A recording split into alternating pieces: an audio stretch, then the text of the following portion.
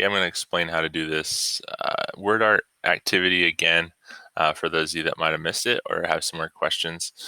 So you're going to go to the primary and secondary source assignment.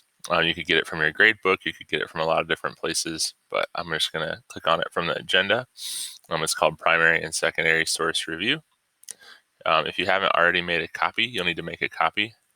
If you already made a copy, then you can just find it in your drive.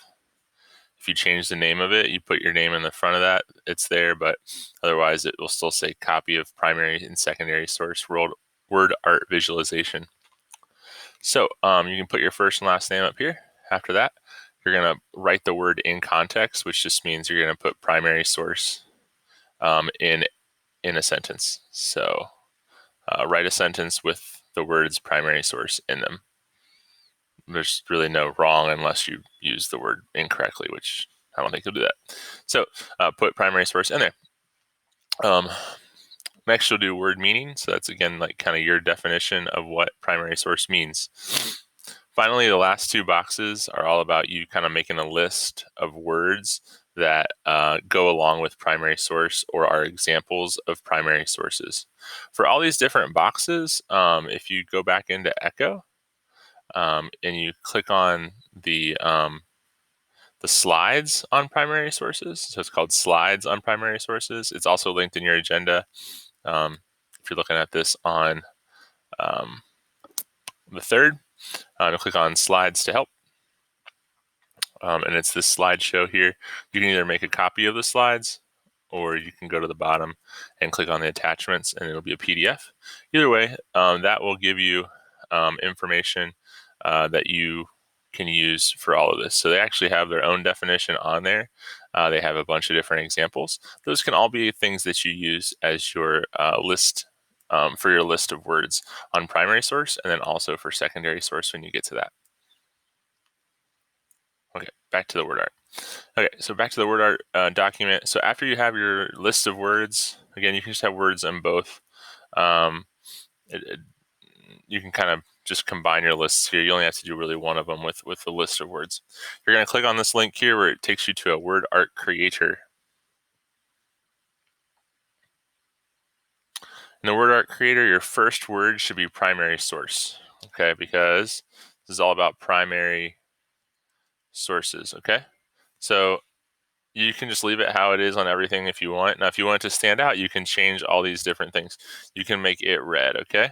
You can make it bigger since it's the word we're defining. I can make it a 5. Okay, and then all the other words are going to come from my word list. So if on my word list I had journal or historical document, or if I had newspaper article, I can type all those in, and each time I type one, I can type a new word down below. Okay, try to get like 7, 8, 9, 10 words in your list here of words. And after you've gotten all your words in your list, then below you can click on shapes. You can pick what shape you want it to be. They have lots of already preloaded shapes for fun. But if you want to add your own shape, you could do that. You could get an image from your computer, a picture of your favorite video game thing or favorite artist or favorite album cover or favorite sports team, whatever. Put the image in there as long as it's school appropriate, load it. And then once you've picked that, you can also pick your fonts that you want. If you have some fun, there's lots of fun fonts here you can use. You can decide how you want the layout of the words to be, all horizontal, crossing, vertical, however you want them to be. Click there. Then you can change what color they're going to be. And you can also change your background color. Okay, so lots of different options to make it and make it what you want it to be.